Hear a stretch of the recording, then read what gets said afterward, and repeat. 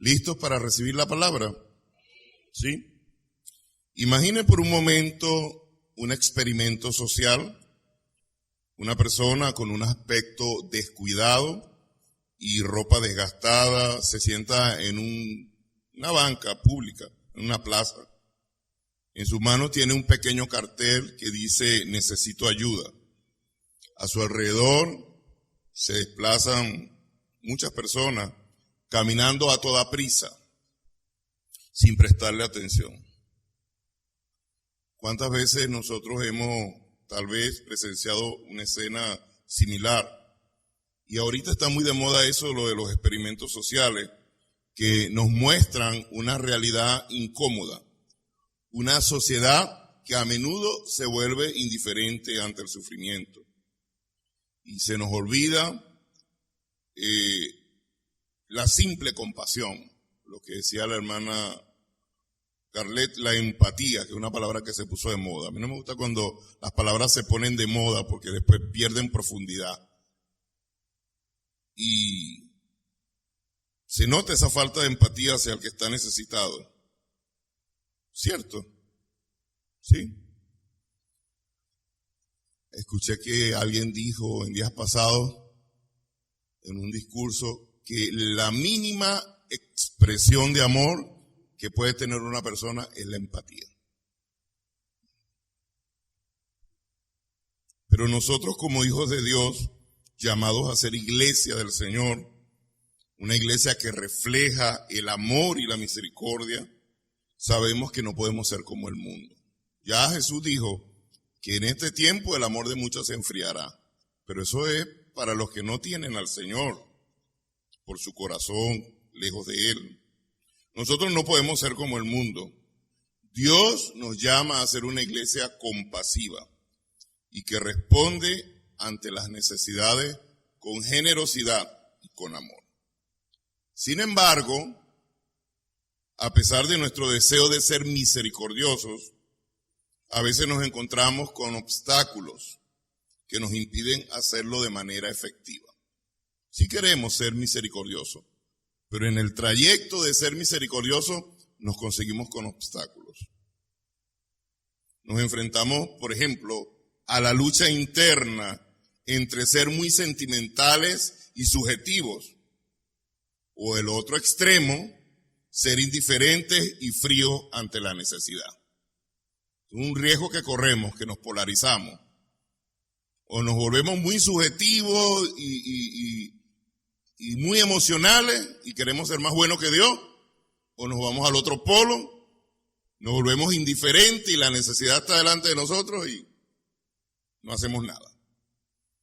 ¿Cómo podemos ser verdaderamente misericordiosos de una manera que honre a Dios y a la vez transforme nuestras vidas? Una buena interrogante que nos planteamos en esta mañana. Bueno, es aquí donde la Biblia nos ofrece un mapa con criterios sólidos para guiarnos en el ejercicio de la misericordia. Y hoy vamos a revisar en la palabra de Dios, la cual nos proporciona la sabiduría, la dirección, para que podamos actuar con compasión de una manera que verdaderamente glorifique el nombre de Dios. Lo que dijo el Señor por allá en Mateo 5. Vean los hombres vuestras buenas obras y glorifiquen a Dios. Por favor, leamos juntos en la primera carta a Timoteo, capítulo 5. Ubiquémonos allí. Primera a Timoteo, capítulo 5. Y vamos a leer un párrafo que está allí del versículo 3 al versículo 8. Allí vamos a revisar. ¿Estamos allí? Dice así la bendita palabra de Dios. Primera a Timoteo, capítulo 5, del 3 al 8. Honra a las viudas que en verdad lo son. Pero si alguna viuda tiene hijos o nietos, aprendan estos primeros a ser piadosos para con su propia familia y a recompensar a sus padres, porque esto es lo bueno y agradable delante de Dios. Mas la que en verdad es viuda y ha quedado sola, espera en Dios, y es diligente en súplicas y oraciones noche y día. Pero la que se entrega a los placeres viviendo está muerta. manda también estas cosas para que sean irreprensibles. Porque si alguno no provee para los suyos, y mayormente para los de su casa, ha negado la fe y es peor que un incrédulo, ¿verdad? En este texto, hermano, hay mucha tela para cortar, pero yo hoy no voy a predicar el Evangelio eterno. Tratar de ir al punto. En nuestro texto de 1 Timoteo capítulo 5, los versículos que leímos del 3 al 8, vemos como el apóstol Pablo instruye a Timoteo sobre cómo la iglesia debe tratar a un grupo específico, un grupo etario, que son las viudas. Y aunque este pasaje, cuando usted lee, se centra en las viudas, también cuando usted hace una interpretación de este pasaje, aplicando una de las reglas que es la unidad de la Biblia, usted se da cuenta que este pasaje nos deja principios valiosos de cómo se puede ejercer la misericordia dentro de una iglesia local. No es solamente enfocarse al trabajo específico de las viudas, sino que junto con ellos nos da un criterio de cómo se debe ejercitar esa misericordia en la iglesia. Y aún fuera, que hay un texto por allá que nos obliga en la carta a los Gálatas, que dice que mayormente a los de la familia de la fe. Entonces, por semántica, tú dices, hay un compás que se abre para los que no son de la familia de la fe, ¿verdad? Pero mayormente debe ser para los de la familia de la fe. Y trabajar este pasaje para hablar acerca de lo que Pablo quería aconsejar a Timoteo sobre las viudas, es necesario meterse en el contexto histórico-cultural, porque hablar de las viudas en ese tiempo era una cosa y hablar de viudas en este tiempo es otra cosa. O sea, no es lo mismo. Es lo mismo en que sean viudas, pero en el contexto cultural es otra cosa. Pero lo que sí nos recuerda 1 Timoteo capítulo 5 del 3 al 8 es la importancia de cuidar a los necesitados, especialmente a las viudas, quienes en ese tiempo de la sociedad antigua era un grupo vulnerable. Ese era un grupo bien desfavorecido. ¿Por qué? Primero porque esa era una sociedad patriarcal. En la cultura greco-romana, la mujer dependía totalmente del hombre para su bienestar. Y a la muerte del marido, ella quedaba en una situación precaria. Su condición no la ayudaba. Y quedaba literalmente sin protección legal ni económica. O sea, por eso que el apóstol Pablo resalta allí. Entonces no es igual una viuda en ese momento a una viuda en este tiempo. Lo segundo era el rol de la mujer en la sociedad grecorromana. Ella tenía un papel muy limitado en la sociedad. A las viudas se les permitía dedicarse a tareas domésticas, pero no podían participar en negocios, ni en la política, ni en la vida pública, en nada de eso.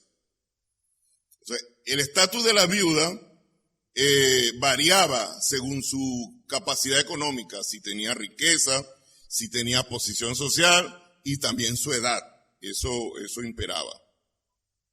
Las mujeres jóvenes y atractivas, ellas tenían mayor probabilidad de casarse. Por eso el apóstol Pablo hace allí el comentario sobre las más jóvenes.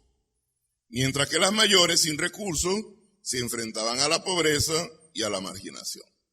Nada más con esta breve investigación del contexto histórico-cultural, uno más o menos ya se hace una idea de por qué el apóstol Pablo está tomando como ejemplo a este grupo vulnerable para hablar acerca de cómo se debe ayudar al necesitado.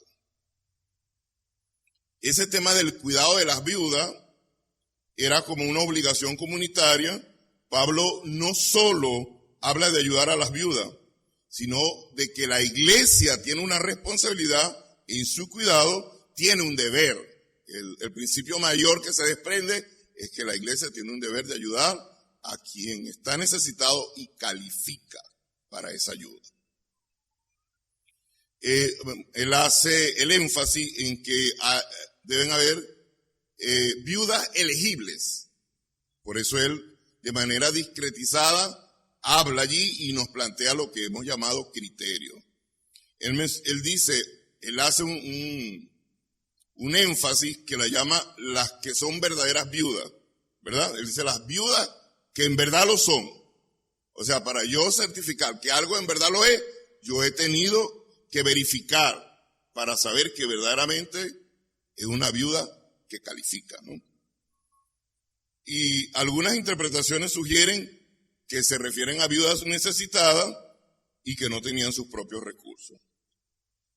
Esas viudas necesitaban de ayuda económica y por supuesto era responsabilidad de la iglesia, y el texto nos deja ver que debían proveer para lo más básico, la comida, la ropa, la necesidad que presentaban. También hay una línea de interpretación teológica que es bueno mencionarla porque al revisar el texto, tú lo puedes ver. Piensa que se refiere el apóstol Pablo a un grupo específico de viudas que ejercían un ministerio dentro de la iglesia. Es posible, porque eso se puede dar también en el contexto de la iglesia. Y que ellas estaban ayudando a otras viudas o personas necesitadas. Por los términos que el apóstol Pablo usa, como que sean irreprensibles, que hayan servido, que hayan lavado los pies de los apóstoles. Todos esos requisitos también te da la impresión de que pareciera que era un grupo que hacía vida en la iglesia y servía. Aunque el texto no es completamente claro, entonces no podemos decir que era un mandato explícito, sino más bien era una forma de servir, tal vez de algunas hermanas que se organizaron de este grupo etario y servían y ayudaban a la comunidad. Eso es bueno mostrarlo porque cada iglesia tiene su contexto, su realidad y su idiosincrasia. Lo que impera son los principios. Por eso hago énfasis. Leemos este pasaje que se enfoca en las viudas, pero ahí dentro hay principios generales que nosotros podemos aplicar para ejercer la misericordia en la iglesia. Claro, cuando yo voy a interpretar la Biblia, yo tengo que pensar en otra ley que se llama la ley de las menciones. ¿Desde cuándo se comienza a ver en la Escritura el tema de las viudas? Entonces ahí nos encontramos con muchísimos pasajes en la Escritura. Cuando usted comienza, si usted coloca viudas en una concordancia, usted va a ver muchas menciones y va a descubrir que las viudas estaban dentro de 3 grupos que para el Señor eran muy valiosos. El huérfano, el extranjero y las viudas. Siempre usted va a conseguir esa triada en la Escritura. No te metas con el extranjero, porque no sea que él clame, llore delante de mí y yo me vea obligado a escucharlo y a socorrerlo. Es delicado. Hay lo que muchos venezolanos tal vez han estado sufriendo en el exterior. Esos son principios, hermanos, que aplican. Porque Dios es Dios compasivo, misericordioso. Los huérfanos y la viuda, esos grupos se ven constantemente en la Escritura. Por ejemplo, Proverbios 23-22 dice, escucha a tu padre que te engendró y no desprecies a tu madre cuando fuere vieja. Deuteronomio 24, 19 al 21 dice, cuando coseches tu campo no recojas hasta el último grano, deja que los pobres y los extranjeros lo recojan. Cuando recojas las uvas de tu viña, no las recojas hasta lo último, hasta el último racimo, déjala para los pobres y para los extranjeros. Salmo 146, 9 dice, el que hace justicia al huérfano y a la viuda, pero el camino de los impíos hace que se pierda. Entonces, hermano, cuando usted hace este acercamiento a las menciones que la Biblia nos muestra, usted puede comprender de una manera más profunda esa necesidad de cuidado y de responsabilidad que la iglesia debe tener para los necesitados. Y uno ve al menos 3 cosas en este pasaje. Lo primero, el ejemplo del cuidado de las viudas en la iglesia primitiva. Eso es lo primero que salta a la luz. Y dice que se debe honrar a las viudas que en verdad lo son. O sea, que debe haber un reconocimiento y un apoyo evidente, que se palpe, tangible. Si califica. El término honrar allí se traduce como respeto. Tiene que ver con provisión material y asegurándoles que no quedaran desamparadas, que tuviesen cubiertas o apoyadas. Esto es bien importante, hermano, porque cuando usted lee este pasaje, usted dice, wow, es que la iglesia primitiva no era un ente altruista, un grupo caritativo, porque uno a veces puede copiar modelos del mundo y querer convertir a la iglesia en un ente altruista o en una institución de caridad. Ese no es el sentido de la misericordia en la Biblia. Es que usted ve que la gente está en una fundación y van y se toman fotos y se toman fotos dándole comida al hambriento. No, eso no es lo que la Biblia nos enseña a nosotros. Tiene una profundidad. Entonces, cuando usted revisa pasajes como estos, lo primero que salta y debemos atraparlo es que la iglesia primitiva es un ejemplo para nosotros de que ellos tenían un plan definido para ejercer la misericordia. O sea, debe haber un plan. Por eso nos organizamos como ministerio, y más adelante voy a hablar un poquitico sobre eso, y aunque toda la iglesia está llamada a hacer misericordia, dentro de la iglesia tenemos ministerios que se encargan específicamente de canalizar esa misericordia. Eso es orden, hermano. Un plan, un orden, y hay que establecer criterios claros. Hay que establecer criterios claros. Entonces, eso es lo segundo que nosotros vemos en el pasaje. Y la importancia de los criterios bíblicos. Aquí, hermano, es clave, porque puede ser que yo tenga un punto de vista o yo crea que las cosas deben hacerse así o asado, pero no. La Biblia nos deja con claridad cómo se debe ejercitar la misericordia, cuáles son los criterios. Por eso decía en la introducción que cuando yo no tengo criterios bíblicos, lo más seguro es que yo me voy a ir a los polos.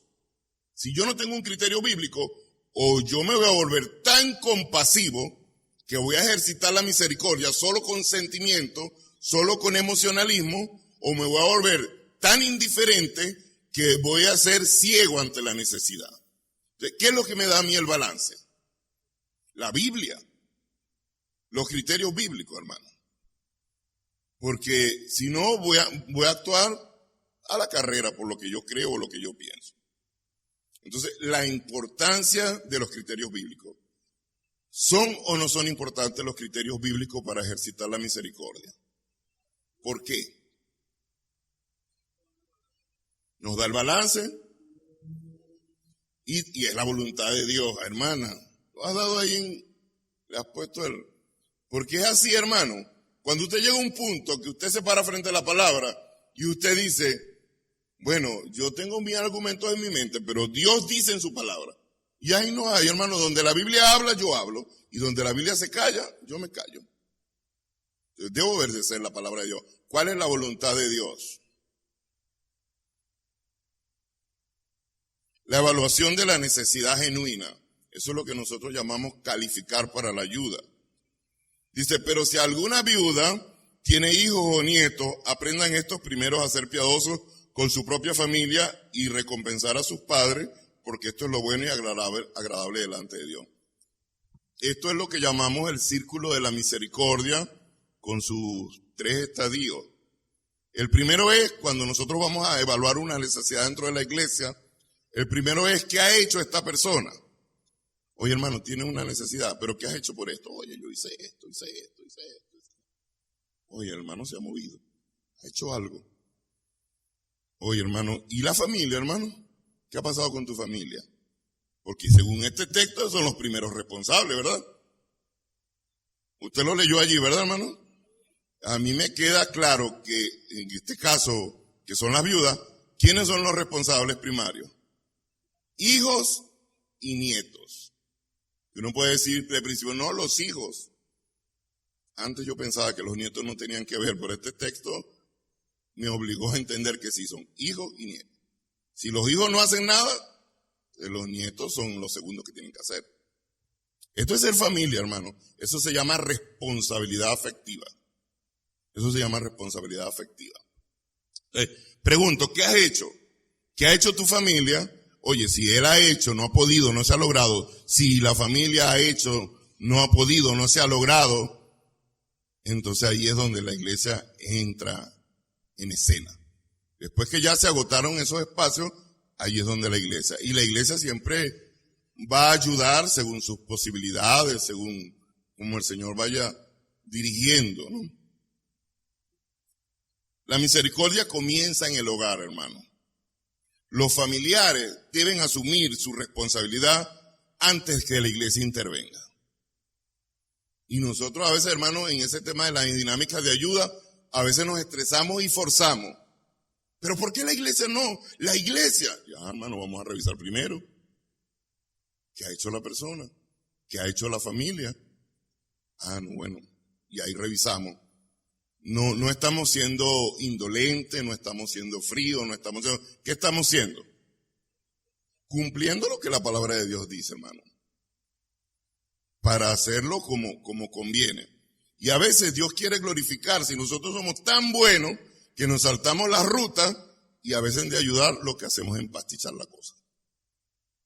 Historias tenemos, hermano. Yo batallé con no escribir las historias porque los que somos evangélicos viejos tenemos historias para contar. Y de esto de la misericordia, muchas. A lo mejor le cuento una.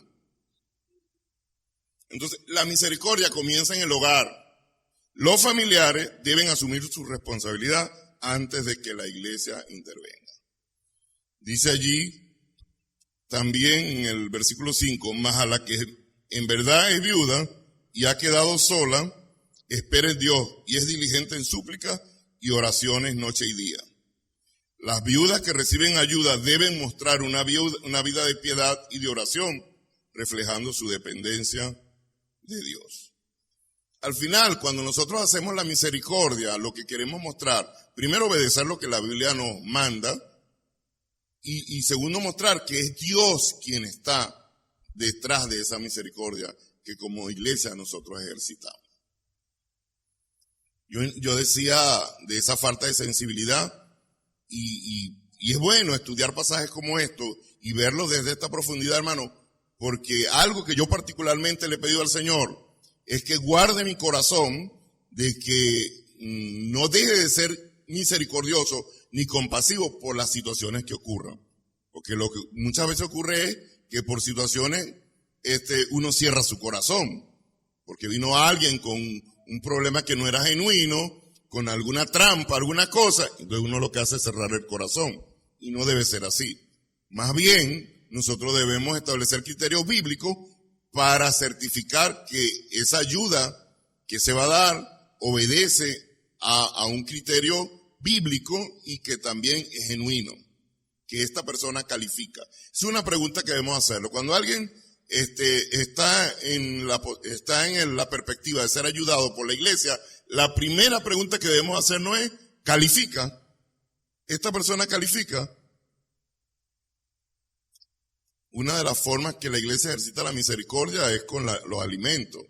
Ayudamos a los menos favorecidos o ayudas puntuales, porque todos en algún momento pasamos por un momento precario de necesidad y tal vez necesitamos una ayuda puntual. Hasta ahora nosotros como iglesia no hemos tenido a nadie con una ayuda fija como tal. La última ayuda fija que nosotros establecimos fue para nuestra hermana Bexaura, que partió con el Señor, que era paciente con cáncer, estaba en una situación muy delicada. Y esa ha sido, pero en lo sucesivo son ayudas puntuales, las que nosotros evaluamos, calificamos, eso es una ayuda que se va a dar por tanto tiempo, o una ayuda única, pero debe haber un criterio, hermano. Cuando estábamos empezando, yo me recuerdo que eso fue una de las áreas que se revisó. Cuando yo comienzo a revisar y el grupo de hombres, pues yo era el único pastor en ese momento, y el grupo de hombres que estaba alrededor, comenzamos a ver que habían ayudas que no calificaban. Y entre una de ellas, era una hermana joven que ya no está con nosotros, y bueno, que tenía su familia, estaba sana, tenía sus manos buenas, que podía trabajar. Y se molestó porque yo dije, no, suspendan esa ayuda, eso no califica. Y tuvo tiempo molesta, hasta un día yo la llamé y le pregunté, hermano, ¿por qué te molesta? No, porque a mí me daban fijo eso. Y yo decía, hermano, pero le mostré la escritura, no calificaba por eso. Tú estás joven y fuerte, tú puedes trabajar, tú tienes tus papás, tú tienes tu casa, tú tienes alguna discapacidad, tú eres pastor a tiempo completo. O sea, ¿qué eres tú para nosotros estar obligados a dar? Claro, hermano, por la actitud que estaba teniendo. Además, casi siempre cuando alguien necesita una verdadera ayuda, hermano, no tiene una mala actitud. Si alguien viene con una mala actitud, y con esa actitud, ¿cómo lo vamos a ayudar? Entonces, es solamente para mostrarle, hermano, que en el ánimo de a veces nosotros querer hacer misericordia y ayudar, a veces nos saltamos la ruta y terminamos dando ayudas que no califican. Hay que tener cuidado. Primero porque nos vamos a meter en un problema con Dios, porque eso no es nuestro, eso es del Señor. Nosotros somos administradores de lo del Señor. Y lo otro es que cuando tú le das la ayuda a alguien que no califica, ¿qué estás haciendo? Se la estás quitando a alguien que sí necesita. O sea, cuando tú le das la ayuda a alguien que no califica, tú estás poniendo a otra persona que sí califica en desventaja. Entonces no está bien eso. Entonces, veamos la importancia de los criterios bíblicos, que nosotros podamos revisar a la luz de la palabra, el consejo de los sabios, evaluar, ver sí, hermano, sí, bueno, y allí vamos sobre seguro con la palabra, y también que podamos hacerle a la persona un bien, y eso lo vamos a revisar luego. Lo cierto es que la misericordia es una responsabilidad nuestra, hermano, como comunidad, como iglesia local. Dice en el versículo 8, porque si alguno no provee para los suyos y mayormente para los de su casa, ha negado la fe y es peor que un incrédulo. ¿Por qué? Porque la iglesia debe ser un lugar donde se practica la misericordia de manera estructurada y con responsabilidad. Y yo pensaba en eso. Nosotros hacemos un recordatorio todos los domingos, porque a veces nos olvidamos y todo eso, para lo de la misericordia, lo que se recoge. Pero eso debería ser parte de nuestra vida normal. No debe ser un acto de reacción, ¿verdad, hermano? Sino que yo debo tenerlo dentro de mis planes. Oye, yo una vez a la semana no, semanal yo no puedo. Yo puedo es quincenal. Entonces ya yo, sin que nadie me esté, como quien dice, como llevando a hacerlo, sino que yo voluntariamente pueda decir, oye, yo tengo un compromiso con el Señor, con la iglesia, es mi responsabilidad. La iglesia debe ser un lugar donde se practica la misericordia de manera estructurada y con responsabilidad. Esto nos ayuda a establecer en la iglesia lo que llamamos la cultura del cuidado. Cuando uno comienza a seguir los criterios bíblicos, nos damos cuenta que la iglesia no solo ayuda a los necesitados, sino que cuando tú ayudas, también educas a la congregación sobre la importancia de la misericordia. Por eso Jesús, el apóstol Pablo recordó lo que Jesús dijo, la máxima de Jesús: mejor es dar que recibir. Esa debe ser la actitud de un creyente, de un cristiano. Estar siempre dispuesto, hermano, a extender la mano, a no cerrar. En el Antiguo Testamento dice, no cerrará la mano, tu mano para ayudar a tu hermano. Debe estar allí dispuesto. Debes convertirse en una cultura. Eso debe ser parte de lo que nosotros hacemos como iglesia, parte de nuestra vida normal. Algo natural en la iglesia es ejercitarnos en la misericordia. Planificación y organización. Eso que le dije yo a ese tipo ahorita es planificación y organización. Yo no puedo lo semanal, pero sí puedo quincenal. Entonces, ¿qué hago yo? Me organizo y planifico. Oye, mira, yo todas las quincenas yo voy a llevar mi 2 kilos de alimento. Ahí está. Y ese es un tema que muchas iglesias a veces no lo hablan, o cuando se trata de dinero. Primero, porque el tabú que hay, las malas experiencias, pero esas cosas se sanan, hermano, hablándolas abiertamente, bíblicamente y rindiendo cuenta. Que como iglesia nosotros cada cierto tiempo nos reunimos y rendimos cuenta. Mostramos, hermano, hemos recogido tanto, se ha hecho tanto, hemos ayudado esto, misericordia se ha usado así, y cuentas claras. Como el mismo apóstol Pablo decía, que no queremos que nadie nos señale por la administración de esta ofrenda. Si usted quiere que la gente tenga duda, tenga alguna, bueno, hermano, rinda cuenta, porque cuando usted rinde cuenta y es transparente, eso es lo bíblico y lo que a Dios le agrada. La iglesia primitiva entonces nos da un ejemplo claro de que hay una necesidad de planificar y de organizarnos. ¿Para qué? para que la misericordia sea efectiva y justa. Yo me recuerdo que una vez se hizo unas comidas que para darle a los indigentes, y al final recorrieron, no encontraron ningún indigente, llegaron con las comidas y las repartieron a quienes no eran los indigentes. ¿Estuvo bien eso? Estuvo mal, hermano. Primero porque es comida y segundo que, oye, eso no es suyo, eso es del Señor.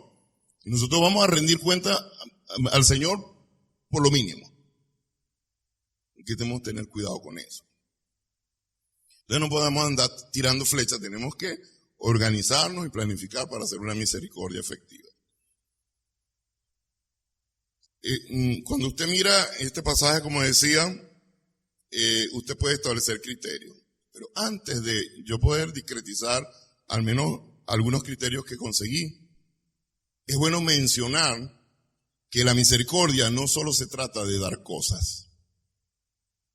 Nosotros, lamentablemente, tal vez uno de los errores que hemos cometido es que hemos encapsulado la misericordia en ayudar con medicina o con alimento. Eso es solo un aspecto o dos aspectos de la misericordia.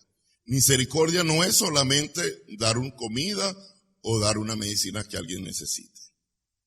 Misericordia tiene es más amplio, tiene un espectro mucho más amplio. Tiene que ver con el hermano que ya tú has visto que tiene 2 domingos que no viene. Oye, ¿qué pasará con el hermano? Tiene que ver con el hermano que a lo mejor partió un familiar de él, falleció un familiar de él. Nosotros deberíamos ser, como dice Eclesiastés 4, estar mejor en la casa del luto que en la casa del banquete. Cuando dice, no, partió con el Señor un hermano, un familiar, nadie nos tiene que presionar a nosotros para mostrarnos solidarios con ese hermano. Eso es misericordia. Hacemos misericordia cuando consolamos al que está afligido, al que está de duelo. Eso es misericordia también. Es mucho más amplio, hermano. Entonces, al menos vemos un cuadro general de criterios para ejercer la misericordia. Primero, identificar la verdadera necesidad. Cada vez que vayamos a hacer misericordia, identificar la verdadera necesidad. Evaluar la necesidad, confirmar lo que realmente necesita, considerar el contexto, entender la necesidad en particular en esa situación, evitar la hipocresía, o sea, no brindamos nosotros el apoyo para tomarnos una fotico o para reconocimiento o simplemente por cumplir un deber social. Es porque de nuestro corazón compasivo está el deseo de ayudar. ¿Por qué lo hago? Porque es parte de lo que como cristianos nos debe identificar, la compasión. Priorizar el cuidado práctico, proveer lo esencial, ofrecer la comida, ropa, atención, lo que sea necesario y según por supuesto la disponibilidad. El apoyo emocional y social, brindar compañía, consuelo, formación y oportunidades, orientarles para que puedan obtener recursos propios si es posible. Esa yo se la aplico a los muchachitos que a veces llegan allá en mi casa. Yo vivo en un barrio no consolidado y a veces llegan, mira que me puede dar algo. Y digo, ¿y tú no sabes rastrillar patio? Sí, yo rastrillo. Bueno, rastrillame ese patio ahí.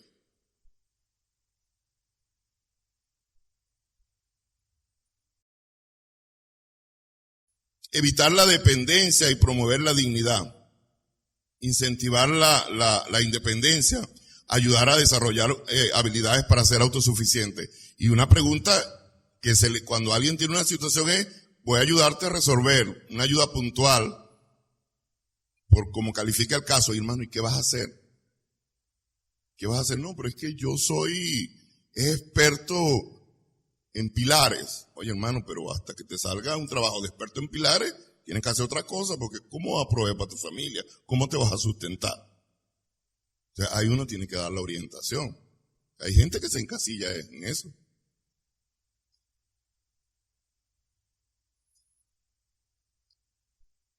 Reconocer su valor, tratar al necesitado con dignidad y respeto.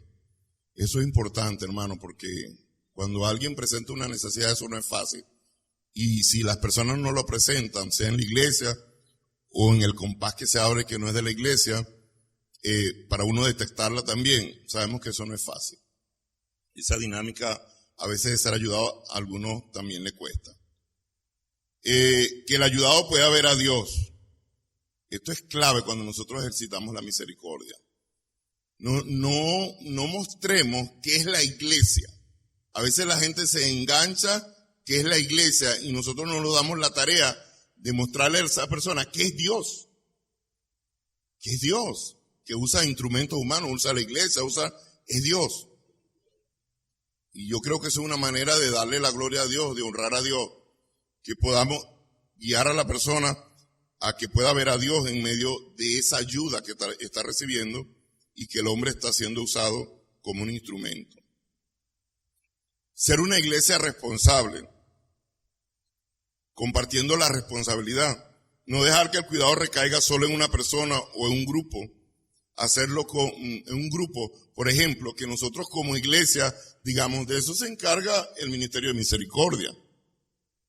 Ajá, pero ¿qué estoy haciendo yo como miembro de la iglesia para coadyuvar a que el Ministerio de Misericordia canalice las necesidades que la iglesia tiene? ¿Cómo apoyo yo al Ministerio de Misericordia de la iglesia para que se pueda hacer ese trabajo? Hacerlo con mayor compromiso y excelencia. ¿Cómo pudiéramos hacer eso, hermano? ¿Cómo, si usted saliera de acá planteándose el reto, oye, yo quiero colaborar para que la misericordia en la iglesia se haga con mayor compromiso y excelencia, ¿qué haríamos? ¿Qué idea cree usted que pudiéramos hacer nosotros?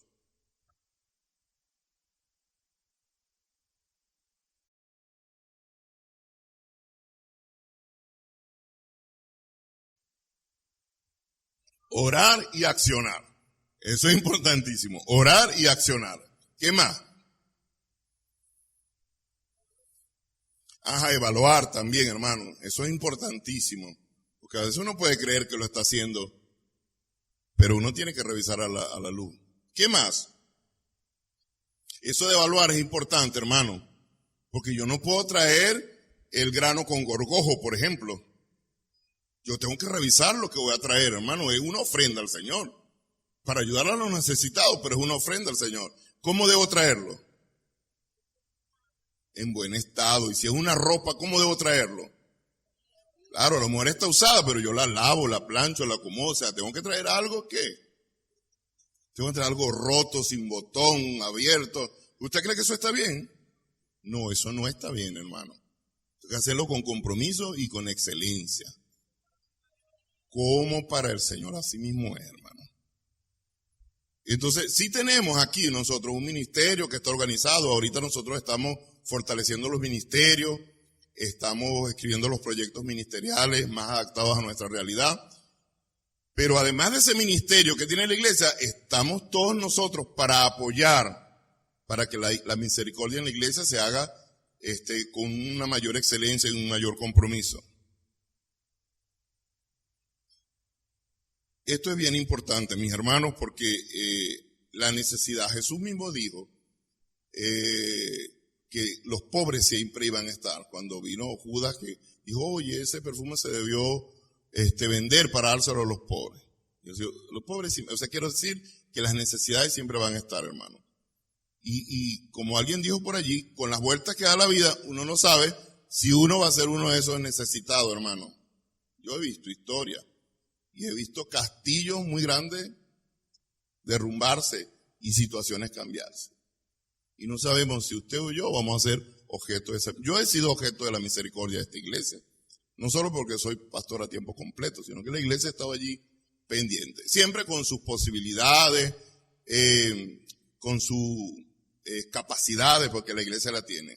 Algo que nosotros hacemos cuando ejercitamos la misericordia en la iglesia, ayudar dentro de lo que nosotros realmente podemos, hermano. Y no tratamos de crearle expectativa a nadie, porque en realidad ayudamos de lo que hemos recibido, y eso ayudamos. Si alguien nos pregunta a nosotros, ¿qué hacen ustedes? Hermano, hacemos lo que la Biblia nos manda.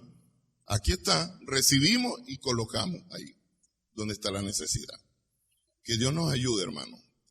Porque no es bueno colocarse en ninguno de los polos, sino en el balance de las Escrituras. La misericordia no es solo una reacción emocional, sino un mandato bíblico que requiere planificación, evaluación y acción. Está bueno eso, ¿verdad? La misericordia no es solo una reacción emocional, sino un mandato bíblico que requiere planificación, evaluación y acción. Sí, evidentemente va a implicar a lo mejor en algún momento que nos quebrantamos, ¿no? Porque oye, uno ve la necesidad y uno se conmueve, pero no nos podemos quedar allí. Tenemos que ir, hermano, a los criterios bíblicos. Al seguir los criterios establecidos en 1 Timoteo 5, 3 al 8, podemos asegurarnos que nuestra misericordia sea efectiva y glorifique a Dios. ¿Por qué? Porque obedece a criterios bíblicos. La misericordia se convierte como en un modelo de cuidado y apoyo para aquellos que necesitan ayuda, demostrando la compasión de Dios en el mundo. El objetivo también, hermano, cuando nosotros ejercitamos la misericordia, es que esa persona vea a Dios y se sienta ministrado por Dios, servido por Dios. Que Dios usa la iglesia, usa los instrumentos humanos, pero que pueda ver a Dios detrás de esa ayuda. Que Dios nos ayude, mis hermanos. Primero, a identificar las necesidades, a reconocer que las necesidades que estamos apuntando sean genuinas en la iglesia local y en el compás de los que no son de la familia de la fe.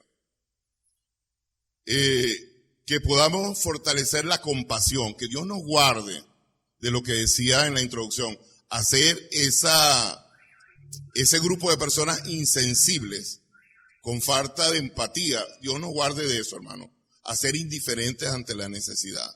No, que nosotros no formamos parte de eso que están viendo los estudiosos, los sociólogos en los experimentos sociales, sino que nosotros más bien como iglesia seamos ejemplos de inspiración para fortalecer la relación con Dios y ser mejores instrumentos de misericordia. ¿Sabe por qué la misericordia de la iglesia es diferente? ¿Sabe por qué? No es como la filantropía, los altruistas, los movimientos de caridad. ¿Sabe por qué es diferente? Porque apunta a la misión, hermano. Y la misión apunta a la restauración integral del hombre perdido. Nosotros sabemos que alguien que está en un momento de necesidad, más que el pan, que tú lo puedes ayudar, ¿qué necesita esa persona? Necesita a Jesucristo. Necesita a Jesucristo. Tercero, participar en la acción, o sea, la motivación para encontrar formas de participar en la responsabilidad comunitaria de la iglesia. Esa es la tarea que nos llevamos. Que usted pueda decir, oye, ¿cómo yo puedo hacer un trabajo más efectivo o cómo puedo yo dar pasos más asertivos para estar más involucrado en la misericordia de la iglesia? ¿Qué debo hacer?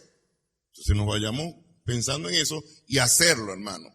Y hacerlo parte de nuestra vida normal.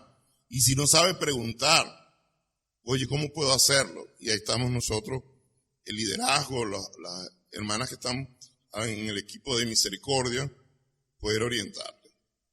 Amén. Incline su rostro allí y hable con Dios respecto al sermón. Hay algo ahí que usted entiende que debe arreglar con Dios, entonces pida perdón. Si hay algo que quiere hacer, pídale al Señor allí la sabiduría, que lo ayude. Ore también por la iglesia para que tanto los ancianos, que somos responsables primarios de la administración de la iglesia, junto con los equipos ministeriales organizados, en este caso el equipo de misericordia, podamos hacer un trabajo siguiendo criterios bíblicos y que verdaderamente seamos una iglesia compasiva. Ore ahí a Dios.